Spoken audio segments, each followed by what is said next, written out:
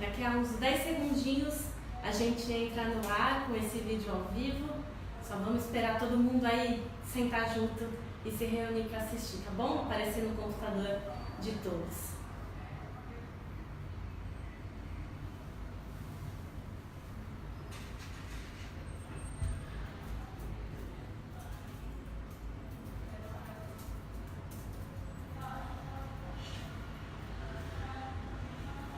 Podemos?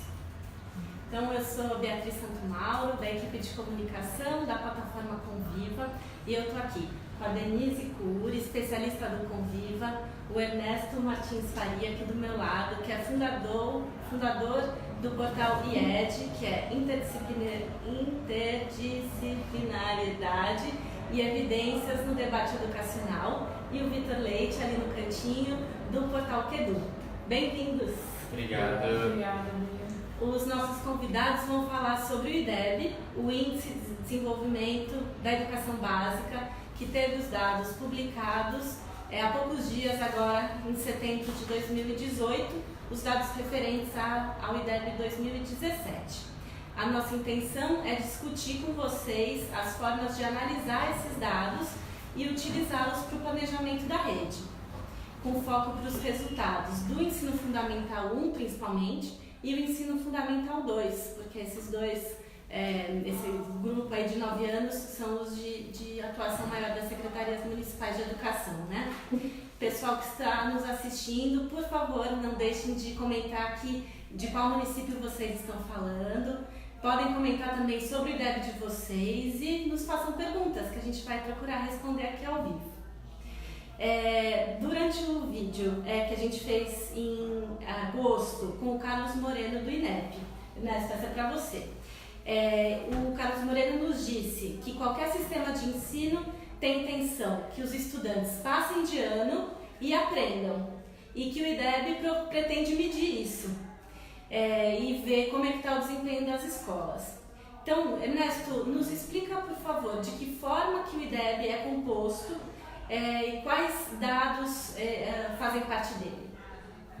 O IDEB tem dois grandes componentes, né? Então, um componente de aprendizagem, que são os resultados de português e matemática da Prova Brasil, que é a grande avaliação que as escolas públicas fazem no Brasil, e uma amostra de escolas privadas também. Ernesto, fala olhando para lá que eu acho que o som vai ficar melhor. Então, português e matemática, resultados de aprendizagem, que são padronizados numa nota de 0 a 10, e também é considerado as taxas de aprovação, fluxo escolar, que é esse segundo componente. Porque a visão do IDEB é que os alunos têm uma boa base, então uma boa aprendizagem de português e matemática, e que progridam, que ao final do ensino médio, aos 17, 18 anos, as pessoas terminam a escola, então estão sendo aprovadas, não estão abandonando, não estão reprovando. Então essa é a visão. E aí é uma multiplicação simples, você multiplica esse indicador de 0 a 10 de aprendizagem versus a taxa de aprovação, 90%, 95%, e aí essa multiplicação você chega ao IDEB. Então se o indicador de aprendizagem, por exemplo, é 6, e você tem 90% de aprovação na sua escola, na sua rede, 6 vezes 90%, você vai chegar a um indicador do IDEB de 5,4. Certo. E qual que é o papel do IDEB, o indicador como IDEB, nesse momento em que está sendo implementada a Base Nacional Comum Curricular? Então, o IDEB é um norte de o quão bem um município ou uma escola está indo na garantia desses dois aspectos, né? Aprendizagem e fluxo. Então, ele é um sinalizador. Agora, a Base Nacional Comum, ela amplia, de certa forma, como a escola ou a rede pode olhar para o objetivo de aprendizagem. Porque o IDEB, né, ele só está considerando a avaliação de português e matemática, mas tem vários objetivos de aprendizagem que uma escola, que uma rede de ensino tem que ter. Então acho que é interessante a gente pensar também como o IDEB pode se adaptar, né, que tipo de mudanças talvez a gente precise a partir da Base Nacional Comum. E a gente fazer a mesma coisa que a gente fez em relação ao IDEB. Né? O IDEB serviu para nortear como que a gente garante a base que os alunos precisam ter de português e matemática. Agora, com a Base Nacional Comum, como que a gente faz o mesmo exercício para os objetivos de aprendizagem que estão na base? Então não é a avaliação pautando o que se ensina, né? E sim a base dando esse suporte. Exatamente. Talvez a gente começou no caminho inverso, mas agora tendo a base deveria nortear todo o sistema pela garantia da aprendizagem que está na base. Certo. Denise, a base, ela cria uma oportunidade de revisão dos currículos e dos projetos políticos pedagógicos, né? Como que as secretarias devem considerar a construção desses documentos junto com a análise do IDEB? Como é que faz esse casamento? Bom, eu acho que o IDEB está dizendo claramente o que está funcionando e o que não está funcionando. Então, se você tem resultados super positivos mostrando coisas que estão funcionando, que estão sendo boas, você pode pegar isso e junto com a base ela te diz quais são os objetivos de aprendizagem que os alunos devem alcançar no final de todo o ensino básico. Mas ela não está falando como que você faz isso. O como você faz isso é o plano que você vai desenvolver, o plano político-pedagógico junto com o currículo. O currículo vai falar como que você faz para alcançar aqueles objetivos. Então você pega o que está funcionando e casa com isso. E também você já sabe, o que não está funcionando, bom, isso aqui não está funcionando, não adianta continuar. Eu vou ter que, já que eu tenho que pensar tudo novo, ou quase que tudo novo, porque a base ela diz objetivos de aprendizagem, ela não está falando de conteúdo, ela fala de objetivos de aprendizagem. O currículo vai pensar, bom, quais são os conteúdos que eu tenho que trabalhar para que aqueles objetivos sejam alcançados. E aí, como conteúdo, eu estou pensando conteúdos de português, de matemática, de ciência, mas também habilidades, competências, coisas que antigamente a gente não discutia quando a gente pensava no nosso currículo. A gente pensava só, o que eu preciso ensinar de química, por exemplo, para um aluno. Então, acho que você pode fazer esse casamento nesse momento propício que você precisa fazer essa revisão de como que você vai trabalhar. Então, você vai revisar como que você trabalha em sala de aula, você vai revisar como que você avalia que esses objetivos estão sendo alcançados ou não. E isso vai levar também, muito provavelmente, a uma revisão da própria Prova Brasil daqui a uns anos. Consequência. Certo. E quando você diz ver o que está funcionando e o que não está funcionando, é com base nas notas, o que as notas estão mostrando nesse momento. Sim, as notas estão mostrando, né? Se você tem um índice super positivo mostrando que os alunos estão aprendendo bastante português e matemática, que eles estão continuando na escola, então porque você está fazendo alguma coisa muito legal, muito boa. Né? Se o índice está te mostrando, cara, os alunos estão fugindo da escola por 1 milhão de motivos e os que permanecem não estão conseguindo ter o mínimo, né, de alcance, não alcançam o mínimo que a gente se espera de português e de matemática, então é porque isso não está funcionando. Então eu tenho que rever como é que eu tô, o que eu estou ensinando, como que eu estou ensinando, como que eu estou lidando com os alunos que têm facilidade de aprendizagem, com os alunos que têm dificuldade de aprendizagem. É um processo que tem que olhar o sistema como um todo. Legal. Bom, eu aproveito para destacar 3 materiais que a gente elaborou pelo Conviva, para que vocês também possam saber mais sobre o IDEB. Um deles é uma reportagem, são depoimentos de 3 secretarias de educação que nos disseram de que forma estão melhorando a gestão e como estão comemorando o aumento do IDEB, os avanços do IDEB, né? Que a gente acredita que uma coisa tem relação com a outra, não talvez diretamente, mas que a melhoria da gestão pode causar sim a melhoria do IDEB. Então essa é uma. Outra é uma novidade, que os dados do IDEB 2017 estão disponíveis também no Conviva, na área de indicadores educacionais. Então isso vai facilitar o uso da plataforma para análise dos dados, junto com as outras funcionalidades que você já tem presentes. Por fim, no YouTube do Conviva e na galeria, você assiste o vídeo feito com o INEP, que eu comentei agora há pouco, e a gente já colocou o link direto para o YouTube e em breve vocês vão encontrar o link direto para esses outros 2 materiais que eu falei. Bom, Vitor, qual que é o panorama da educação indicado pelos dados do IDEB 2017, principalmente para os anos iniciais, né, mas também para os anos finais do ensino fundamental? Legal. Olhando para os dados, aí a gente pode consultar esses dados no QEDU, né? A gente vê que os anos iniciais do fundamental eles seguem sendo a etapa com os melhores indicadores do IDEB. Cerca de 22.500 escolas, 37,5% do total, atingiram o IDEB 5.5 em 2017. Pensando no índice nacional em relação às escolas públicas, a gente também atingimos um IDEB de 5.5 em 2017, superando em 0,3 pontos a meta do país. E aí outro dado interessante também é que os nossos estudantes da etapa inicial, eles tiveram resultados melhores em matemática do que em português. Já quando a gente fala dos anos finais, a gente já tem um desafio um pouco maior. A gente subiu de 4,5 para 4,7, mas mesmo assim a gente ficou um pouco distante da nossa meta para 2017, que seria de 5 pontos do IDEB. Apenas 17,4% das escolas atingiram a meta IDEB 5 para 2017. E aí, nas escolas públicas, né, como eu falei, enquanto os resultados nos anos iniciais foram melhores em matemática, nos anos finais eles foram um pouquinho melhores em português.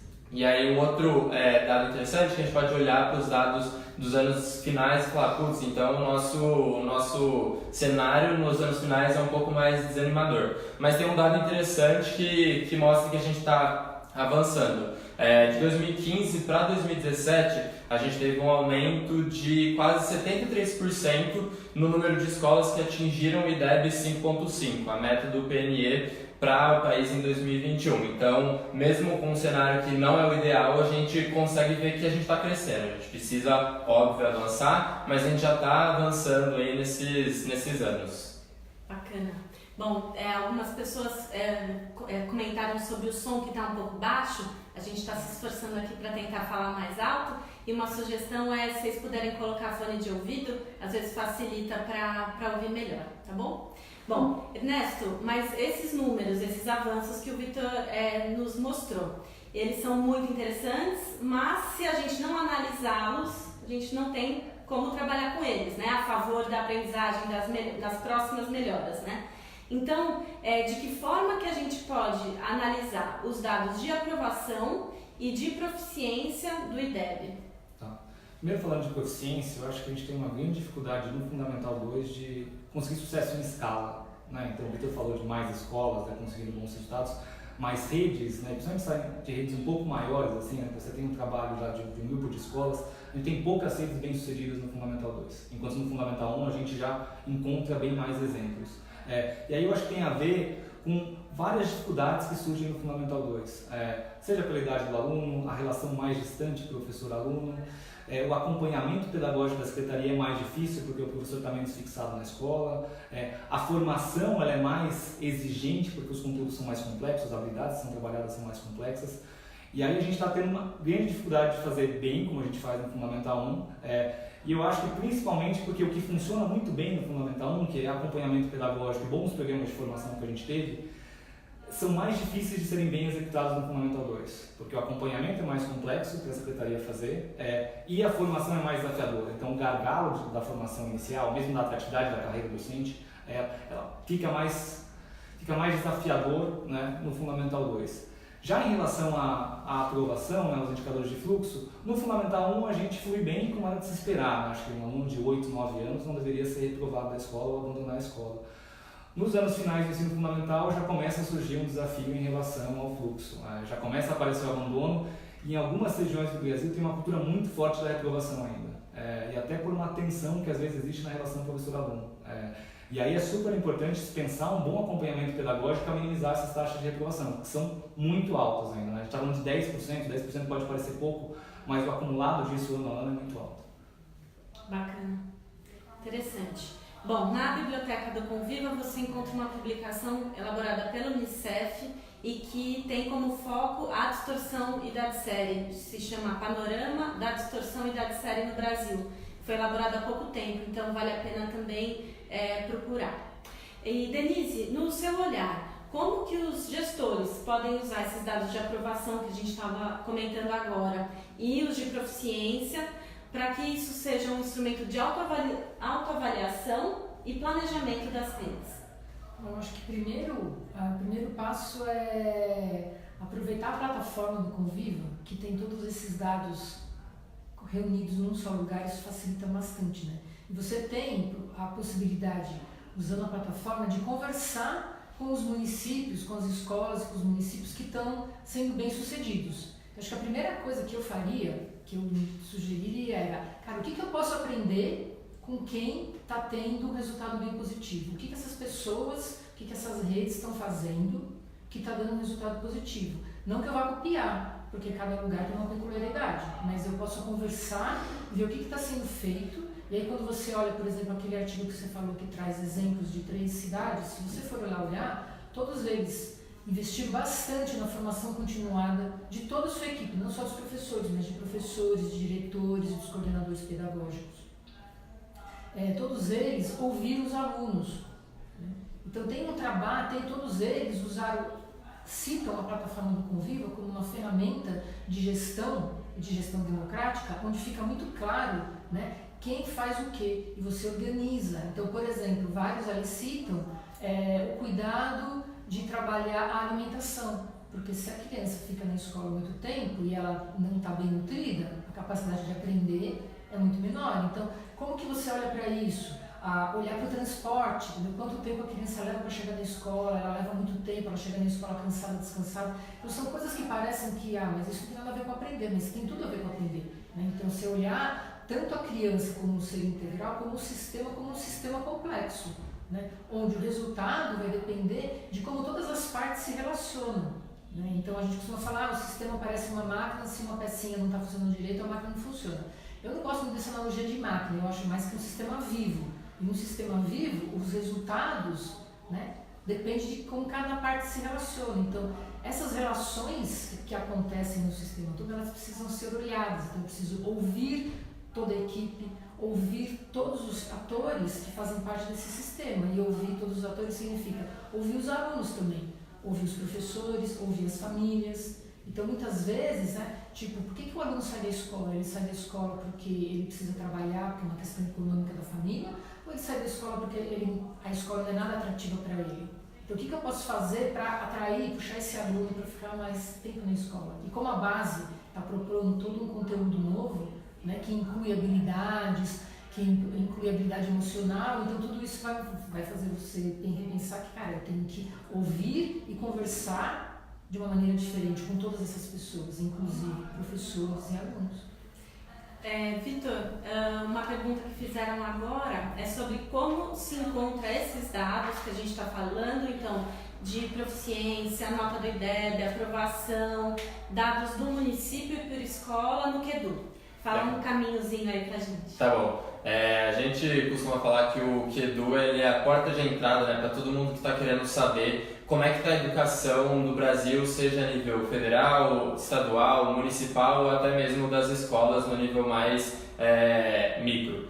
E aí, para acessar esses dados é muito fácil, basta entrar no portal QEDU, www.qedu.org.br. Lá em cima vai ter uma barra de busca e aí basta você colocar o nome do estado ou do município ou da escola que você está procurando. E aí na página que abrir vão ter todos esses dados, os dados do IDEB, dados de aprendizados, dados de proficiência, e se você quiser consultar também a lista do IDEB por município, você pode colocar, por exemplo, a gente está aqui em São Paulo, se eu buscar lá São Paulo, eu posso ir clicar em IDEB, eu posso clicar em IDEB por escolas, vai abrir uma página onde eu consigo ver o IDEB de todas as escolas da cidade de São Paulo por uma lista, onde eu vejo a nota de cada uma, eu consigo ver também as notas de fluxo, de aprendizado, tudo isso separadinho de um jeito muito fácil, uma visualização muito simples, muito prática, e aí para todo mundo conseguir visualizar isso de um jeito muito legal. E a gente também tem a academia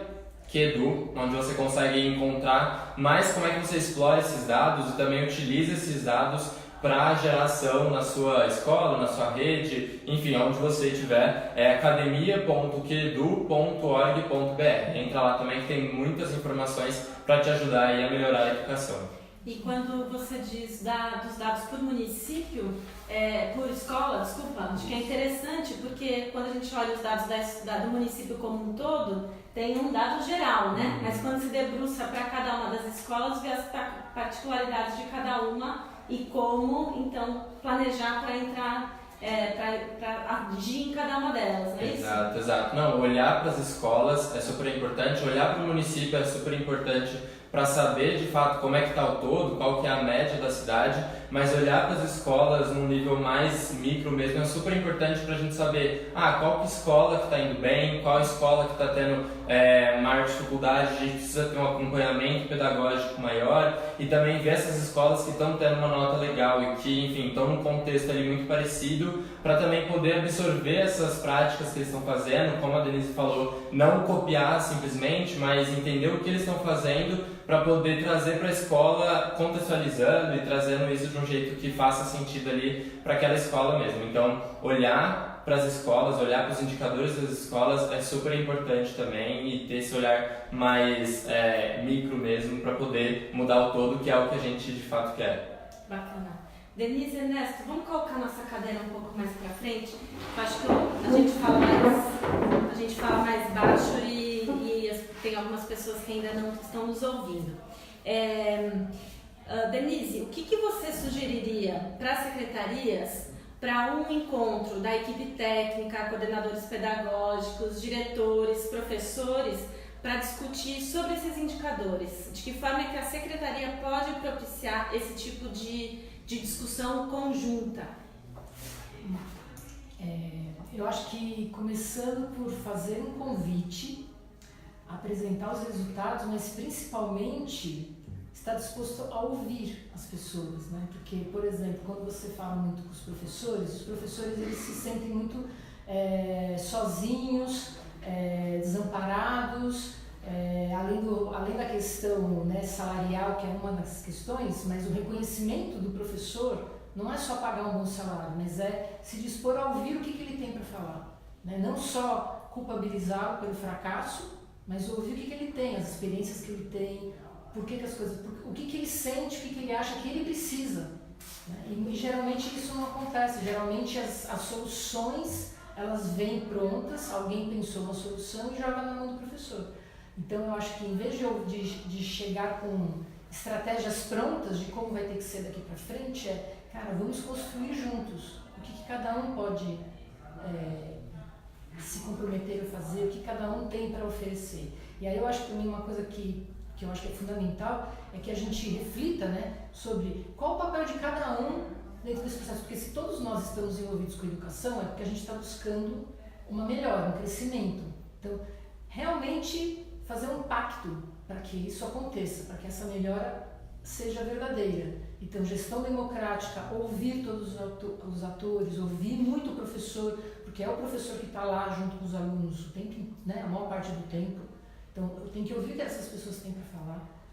Eu tenho que propor formações a partir daquilo que eles sentem a necessidade, porque não só é assim, agora eu tenho que fazer uma formação de ensino de ciência para todo mundo. Tá, legal, ótimo, mas às vezes a necessidade que o professor está sentindo é em outro aspecto, e ele vai saber falar qual que é a necessidade. Às vezes a necessidade dele está simplesmente como é que eu consigo dialogar com os meus alunos. Como é que eu posso pensar uma estratégia diferente, né? A gente está falando muito de vamos formar jovens cidadãos. O que é ser um jovem cidadão? Então, formar esses professores para o que é essa cidadania, metodologias ativas, trazer coisas que permitam realmente que o dia a dia seja diferente. Porque se a gente tiver que ficar sentado, sem falar nada, ouvindo uma pessoa falar lá na frente, a escola não é mais isso, não pode mais ser assim. O mundo está todo diferente. Então, se o mundo está todo diferente, a gente precisa fazer alguma educação diferente. Aí vamos ouvir quem tem experiência de que está fazendo e está dando certo, está sendo legal, e ouvir aquelas pessoas que estão com dificuldade, o que elas estão precisando. Eu acho que esse é o caminho número 1, acessibilidade. Bacana. Ernesto, a tentação de fazer um ranking do IDEB, das melhores escolas do município, é grande. Mas não dá para parar por aí, né? Não dá para só ficar fazendo isso. O que você sugere para que seja uma postura mais construtiva das secretarias de educação em relação às notas que elas vêm de suas escolas? Eu acho que tem 2 grandes erros. Um é fazer os rankings, valorizar demais as melhores, esquecer as melhores na pontuação, né, e esquecer as outras, ou parar na média, né? Porque uma coisa que acontece muito também cheguei ao IDEB 6, acabou o meu desafio. Então, sobre as duas, acho que sobre o ranking, primeiro a gente tem que contextualizar o resultado, né? Acho que resultados de aprendizagem, resultados de fluxo estão muito associados ao contexto socioeconômico dos alunos, né? Então você corre o risco de olhar aquela escola como melhor IDEB, como sendo a melhor, e não necessariamente ela é.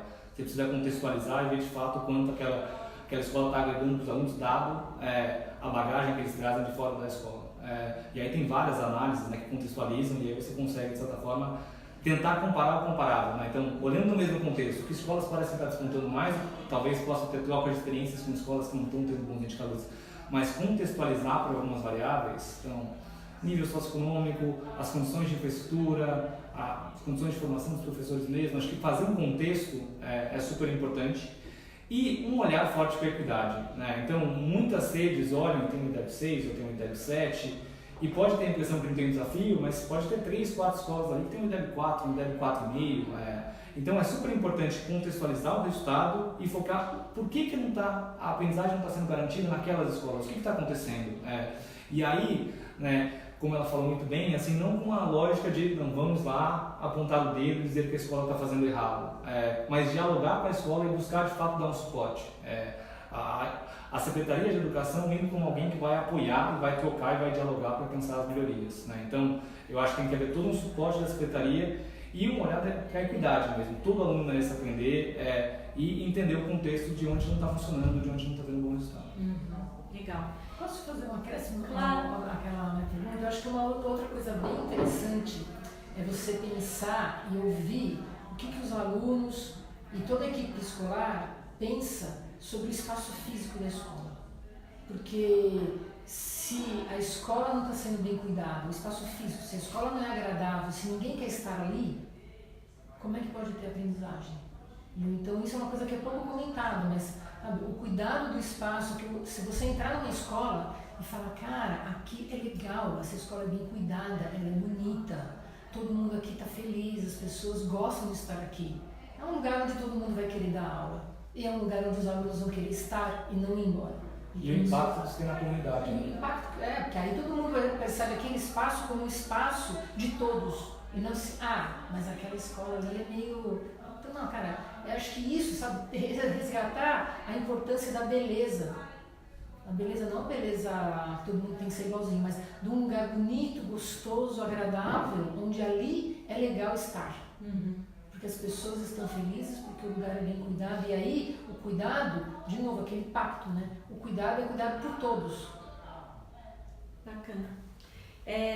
E o que a gente pode dizer para as secretarias que estão nos ouvindo, Ernesto, sobre a análise da série histórica do IDEB?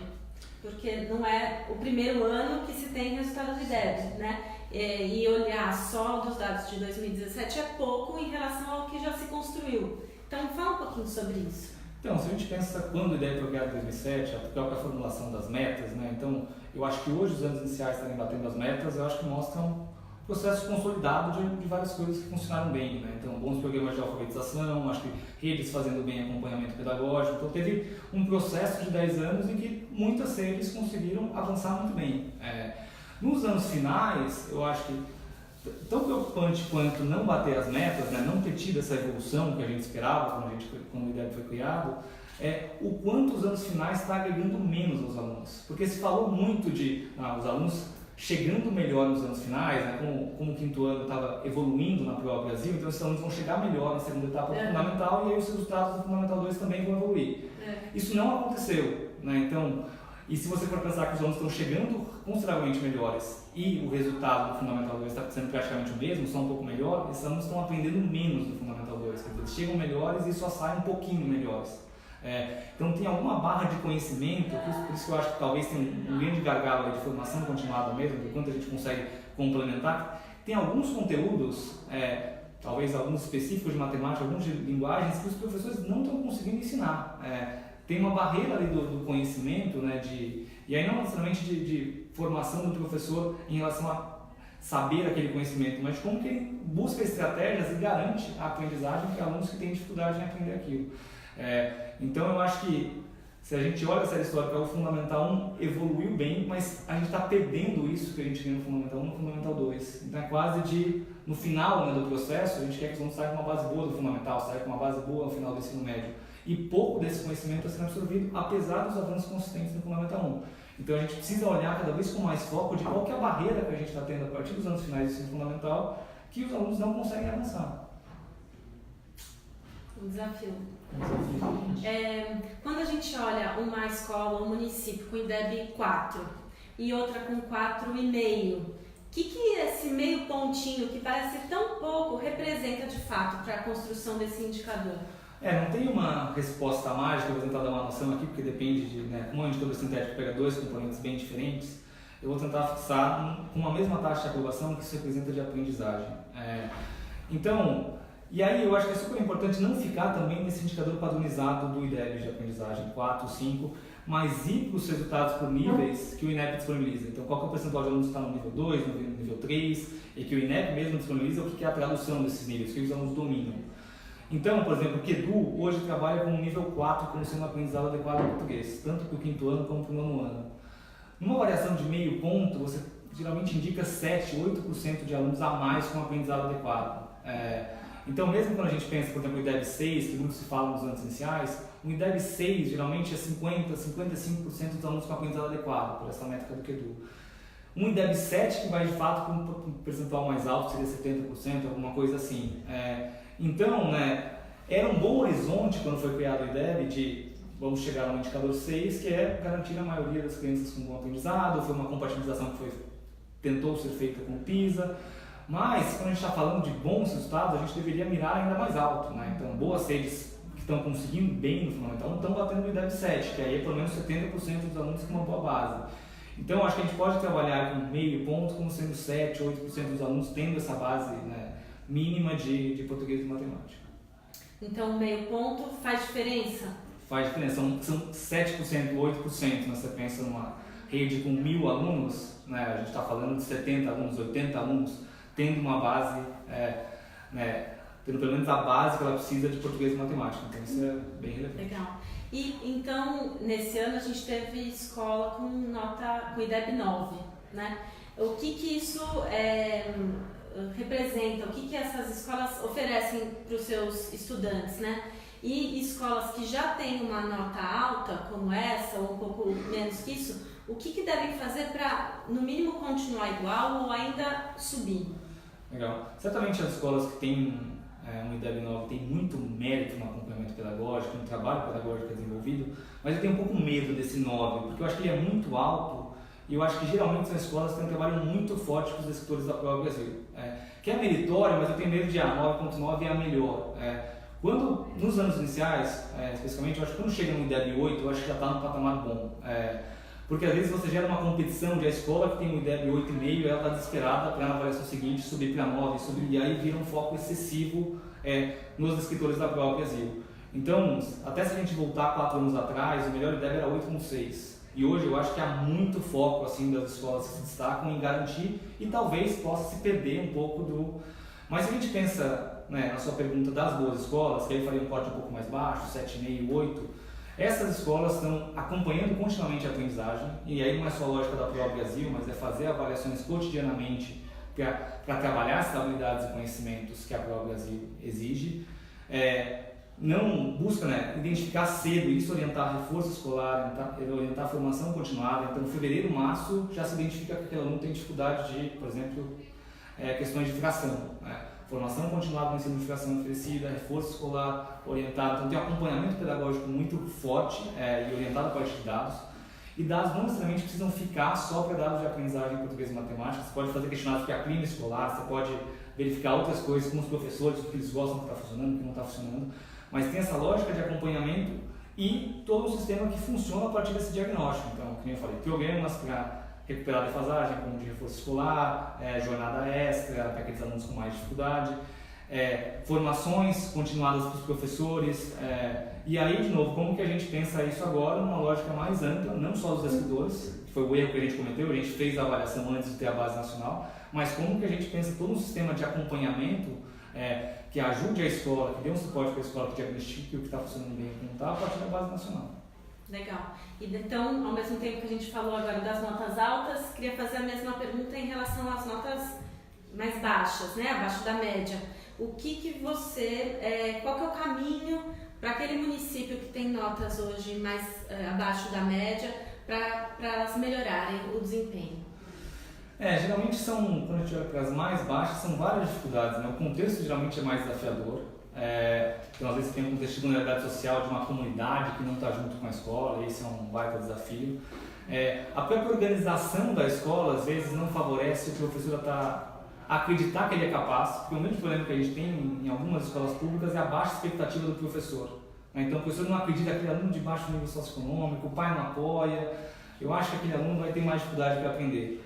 E aí é super importante uma gestão que dá suporte para esse professor, e um pouco um trabalho de formiguinha mesmo. E aí é super importante o gestor ter uma relação empática com os professores, para o que a Denise falou, assim, para de fato mostrar para ele, olha, eu estou aqui para te ajudar.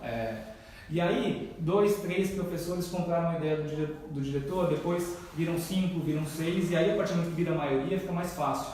Mas o que acontece em muitas redes é que o professor chega da formação inicial super motivado e aí ele entra num sistema que não roda e ele diz, putz, não adianta nada me engajar aqui porque o outro professor lá não tá conseguindo garantir a aprendizagem e eu vou ser um em vão. E aí que eu acho que é o papel super importante da gestão, mas não é uma gestão que tem regras prontas do que funciona e do que não funciona, mas uma que busca engajar os professores e trabalhar com os professores a importância deles também olharem para o aluno como pessoa e fazer essa relação de qual é a dificuldade desse aluno fora da escola. Então, passa muito por uma gestão que consegue olhar de forma empática os professores e passar esse ambiente de altas expectativas que a escola pode transformar. Legal.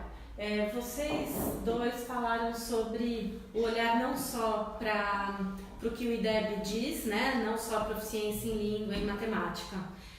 Mas eu queria saber um pouco mais sobre isso. O que vocês indicariam para as secretarias em relação a de que forma que elas podem incentivar suas escolas ou elas próprias fazerem para que as escolas não fiquem só direcionadas à nota do IDEB? O que mais que precisa ser olhado? Eu acho que vou emendar com aquilo que eu falei, né? Se você tiver uma escola onde é legal estar, os alunos vão estar. E eles vão estar lá fazendo alguma coisa. Então, quando você pensa, né, nessa formação continuada, não é só ensinar conteúdos de português ou de matemática, mas é ensinar maneiras que eu posso trabalhar diferente na minha sala de aula, com todos os conteúdos, onde os alunos deixam de ser aquela pessoa que fica sentadinha ouvindo o professor falar, que é o modelo de escola que a gente tem, que é atrasado e que foi importante no momento que o mundo era diferente. A gente está num momento agora que, por exemplo, informação eu pego em qualquer lugar, está aqui. Eu não preciso mais ficar horas ouvindo alguém falar de alguma coisa, mas eu preciso pegar aquilo que alguém falou ou que eu li aqui e transformar isso em conhecimento prático. Então, como que eu trabalho? Trabalhar metodologias ativas, trabalhar gestão democrática, não só no nível do gestor, dos secretários e os diretores, mas na escola inteira. Botar os alunos para pensar como é que a escola pode melhorar.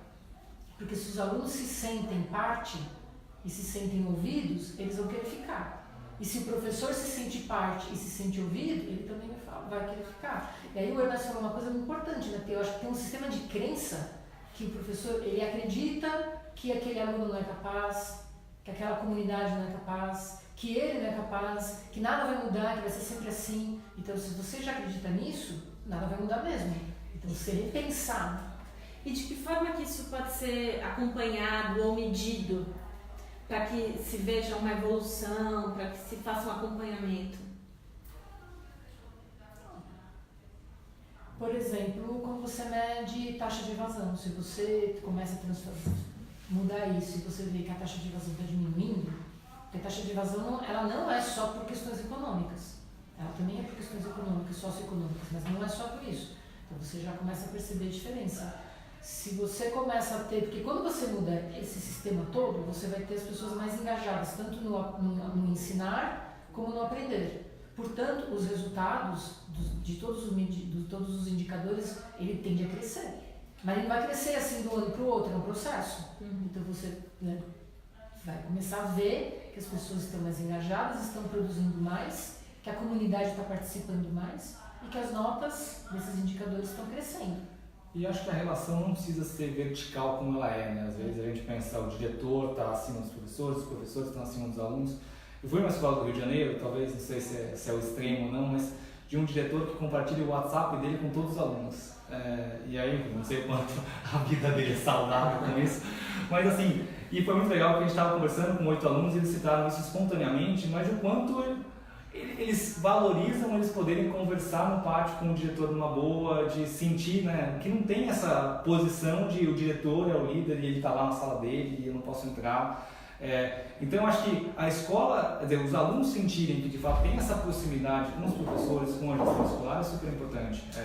E aí, né, acho que como a Renata falou, o quanto a gente aproxima o cotidiano que ele vive, né, pensando nas aulas em si, quanto a escola proporciona o cotidiano que ele vive. Então, desde projetos que vão ilustrar, enfim, coisas dos eletrodomésticos que tem em casa, você pode trazer exemplos do supermercado para problemas de matemática. E eu acho que a valorização também é um outro aspecto que os alunos também gostam muito, né?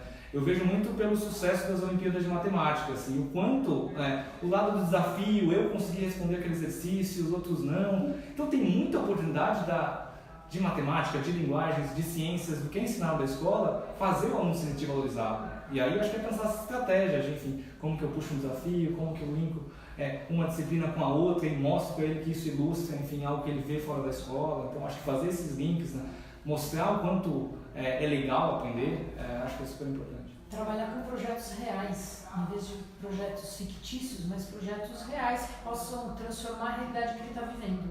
Você tem exemplos incríveis em todos os lugares do Brasil, da moçada fazendo trabalhos maravilhosos e, portanto, eles precisam aprender muita coisa, né? Se eu tenho que fazer um vídeo que mostra, sei lá, um problema ambiental que eu estou tendo lá em algum lugar na Amazônia, o cara vai ter que aprender um monte de coisa, começar a saber o que é um problema ambiental. Ele vai ter que aprender a fazer um vídeo, vai ter que aprender a falar, como é que ele vai transmitir aquela mensagem que ele está... Então são muitas coisas que você aprende trabalhando com questões que são reais, que são de interesse dos alunos. Só que para isso, né, você precisa ter uma formação. E tem muitas faculdades fazendo essa formação já, mas a maior parte dos professores que estão na ativa, eles não passaram por essa formação quando eles estudaram. Quando eu estudei, eu passei por isso também. Isso não era conteúdo de nenhum curso de pedagogia nem de licenciatura. Então você precisa fazer uma formação continuada que vai além de conteúdo. Que vai mexer exatamente nisso, cara. Como é que a gente trabalha mais horizontal? Legal. Ernesto, você escreveu um artigo no site do Estadão falando sobre os critérios adotados pelo MEC que mudaram esse ano agora com o IDEB. Explica, por favor, que critérios são esses e como isso impacta na comparação dos dados com o IDEB dos anos anteriores. Isso é importante porque acho que muitas redes, muitas escolas costumam acessar o QEDU, né, e olhar para aqueles dados do percentual de alunos com aprendizado adequado. E o INEP e o MEC fizeram isso pela primeira vez, sinalizaram o que é a pontuação adequada em língua portuguesa e em matemática. E essa é a pontuação que sinaliza a pontuação mais alta do que tanto o QEDU sinaliza a partir da métrica do Todos para Educação, como as avaliações estaduais costumam utilizar. E aí gerou a confusão, porque o percentual de alunos com aprendizado adequado sinalizado pelo MEC em 2017 era um percentual bem mais baixo do que a gente via em anos anteriores. Então acho que agora é super importante a gente puxar um movimento de fato, vamos dialogar e ver o que é aprendizado adequado mesmo. E de novo, não ficar só também na palavra adequado não, mas ir para os níveis mesmo que o INEP já trabalhava e vamos entender o que o aluno domina no nível 4, o que o aluno domina no nível 5. Então, eu tenho conversado até com pessoas do MEC, acho que eles estão puxando o movimento agora de, enfim, será que foi muito, será que não foi, vamos buscar entender o que é aprendizado adequado. Mas mais do que isso, eu acho que para os gestores, tanto da secretaria como da escola, tentar destrinchar e ver o que esse aluno domina. Porque aquele aluno adequado não é uma palavra só, mas de fato aquele aluno está dominando que descritores, que habilidades que ele tem desenvolvido. Então acho que teve essa confusão, acho que quem olhar os dados do INEP e olhar os dados do QEDU vai perceber que eles estão indo para uma barra um pouco mais alta agora, e eu acho que vai haver um processo de discussão para a gente ter algo mais legitimado do que é a aprendizagem adequada. Vitor, conta pra gente como é que tá no QEDU esses dados. Tá, como o Ernesto ele mesmo falou, os dados de proficiência e aprendizado mostrados no QEDU, eles seguem a classificação do movimento Todos pela Educação, que reuniu um comitê científico composto por diversos especialistas em educação, e eles distribuíram os alunos em 4 níveis em uma escala de proficiência baseada na escala SAEB, que aí é insuficiente, básico, proficiente e avançado. No QEDU, a gente tem uma aba de proficiência e uma aba de aprendizado que mostram justamente essas taxas de acordo com o movimento Todos pela Educação. E aí lá a pessoa ela pode verificar essas taxas e a gente mostra bem detalhadamente assim, a porcentagem de alunos que estão em cada nível, em cada um desses 4 níveis, e aí também é uma evolução ao longo dos anos. Então é super importante que esse gestor, essa gestora, eles saibam que existe essa diferença justamente para olhar para o QEDU e ver que tem esses dados lá sobre aprendizado, sobre proficiência, mas que aí olhar para os dados do INEP, que são dados diferentes mesmo, mas que é tudo isso, acho que é isso, assim, é como o Ernesto falou, olhar para esses dados que são diferentes e aí buscar extrair disso a melhor informação, assim, como é que eles usam esses dados mesmo para melhorar a educação de suas escolas, de suas redes, enfim. Na Academia QEDU também, que eu falei numa pergunta anterior, a gente traz um pouco mais detalhadamente como é que foi elaborado essa escala que a gente usa no QEDU. Então, de novo, quem quiser saber é só entrar em academia.qedu.org.br, que lá tem essas informações, vai ser possível entender certinho como é que foi elaborado, entender quais são as faixas também que vem, assim, de nível 1 até o nível 9, quais são essas faixas aí de acordo com a escala SAEB. Joia. Bom, então esse vídeo está chegando ao fim. Obrigada pela presença de vocês. Obrigada também pelo público todo que está nos assistindo. Vieram diversos comentários, a gente vai procurar responder por escrito. Quem não ouviu tudo por conta de falha na internet e tal, convido que vocês tentem novamente e assistam, porque esse vídeo vai continuar disponível aqui no Facebook do Conviva e também no Facebook do QEDU, também no Facebook do IED e na galeria da plataforma Conviva. Então, obrigada e até a próxima. Obrigado. Obrigada.